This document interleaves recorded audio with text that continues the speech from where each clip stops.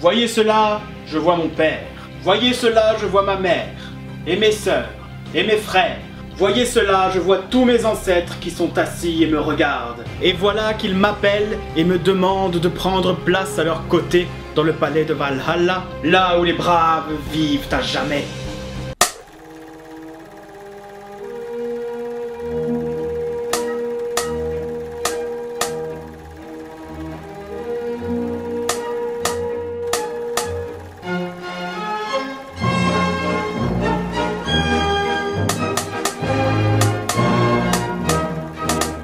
Bienvenue dans Clap. Ceux qui ont déjà compris de quel film il s'agit ont sûrement eu des frissons, se sont levés la main sur le cœur et ont récité cette prière avec moi. Aujourd'hui, le 13e guerrier. C'est à moi de le dire ça. Révolution. Donc, un film qui me tient particulièrement à cœur et qui m'a mis une claque du haut de mes 12 ans quand je l'ai vu au cinéma. Jamais tu fais ça toi. Il est d'ailleurs resté longtemps mon film préféré. Le 13e guerrier. Pas la peine de me répéter. J'ai rien dit.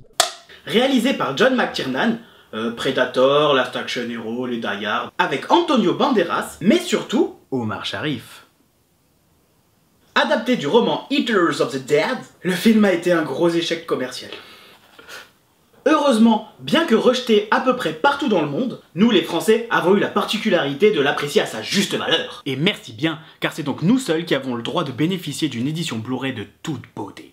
Grâce à son grain parfaitement fidèle à la vision du film en salle et qui résulte d'un éclairage particulier. En effet, tout le film est en lumière naturelle. Sans parler des décors en dur et du refus presque total d'effets spéciaux numériques. Le film narre l'épopée d'une troupe viking accompagnée d'Ahmed, érudit arabe exilé de son pays pour avoir fricoté avec la nana du patron. Ici, le personnage principal, campé par Antonio Banderas donc, est relayé au rang secondaire, recalé comme un simple narrateur du vrai héros, le chef viking Bolvaj. Ce qui apporte une particularité supplémentaire à ce film. Et encore, je ne les cite pas toutes. Vas-y. Venons-en en fait. Ok, ma scène. Un érudit se retrouvant au milieu d'une troupe de guerriers dont il ne connaît même pas la langue. Pas évident pour le reste de l'histoire. Bien sûr, c'est sans compter sur la virtuosité de cette scène où Ahmed va écouter, étudier et apprendre. Allez, pas plus de spoil, place aux images.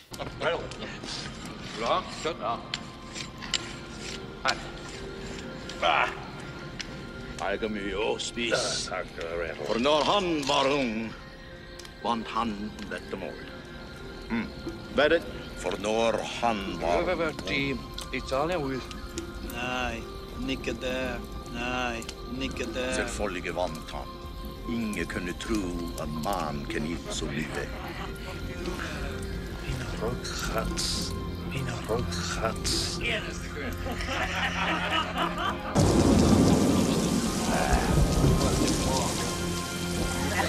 Verdikke. On fera ça demain.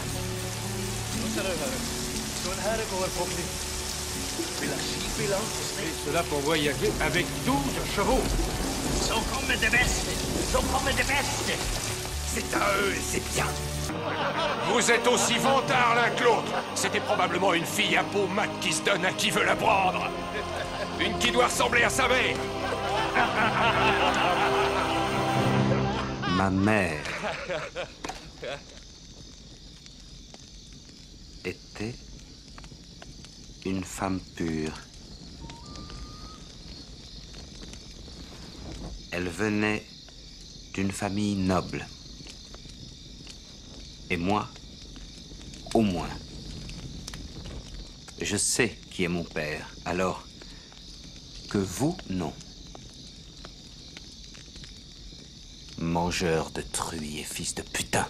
Tout dans le 13e guerrier est épique. Les comédiens sont tous remarquables. Le temps de cette scène, McTiernan pose une réflexion sur le langage et l'adaptation à un environnement étranger. Un thème cher au réalisateur qui se matérialise ici par une scène remarquable. Au début du film, Ahmed est accompagné d'un interprète. Queer. Cette exposition nous permet aussi de bien entendre le langage nordique, afin de s'y habituer et de démultiplier l'impact de la scène que je viens de vous présenter. Ici, le pourcentage de mots compréhensibles augmente graduellement, pour bien appuyer la transmission de savoir. Par l'écoute et l'observation, l'arabe s'imprègne du viking. Non! Stop! Dans une scène de feu de camp parfaitement filmée, toujours en lumière naturelle, où le nordique devient peu à peu compréhensible et que Ahmed achèvera par une blague sur les mamans. On avait dit pas les mamans. Et toi qui as bon goût, c'est quoi ta scène préférée? Je viens de finir le film. Moi, ma scène préférée dans le 13e guerrier, c'est quand il y a du coup un des vikings que j'appellerais Perceval parce que je me souviens pas de son nom. Il se fait en fait demander un duel contre un des autres du camp et puis en fait c'est un petit jeune super costaud et tout. On croit qu'il va le défoncer, même Antonio Banderas il a peur, il dit qu'il va perdre son meilleur ami, il l'appelle tout le temps petit frère. Alors, puis là du coup, en fait non, c'était une feinte, il défonce l'autre guerrier. C'est la scène du recrutement des fameux 13 guerriers. Je trouve cette scène vraiment géniale parce que elle est pleine d'intensité, la musique monte de plus en plus, les différents protagonistes se mettent en place. Le fait de voir venir cet oracle qui prédit voilà, pour cette mission il faudra 12 hommes de cette 12 vikings et le 13e ne devra pas être un viking, devra être un étranger et de se retrouver avec donc le personnage de Iban complètement perdu et se dire mais qu'est-ce qui va m'arriver et qu'est-ce que je suis venu foutre ici quoi. Bon, je vais vous parler un peu plus sérieusement. Si vous aimez bien Clap, n'hésitez pas à le partager sur tous vos réseaux sociaux favoris. Vous pouvez même l'enregistrer sur une VHS, pour vos grands-parents par exemple, s'ils n'ont pas internet. N'hésitez pas à me laisser des remarques ou des suggestions d'amélioration, que ce soit en commentaire ou même par message privé si vous préférez. Merci de me suivre et pensez aussi à vous abonner à la chaîne Beleuprod sur YouTube pour avoir toutes les nouvelles vidéos, avoir des petites notifications et au prochain Clap.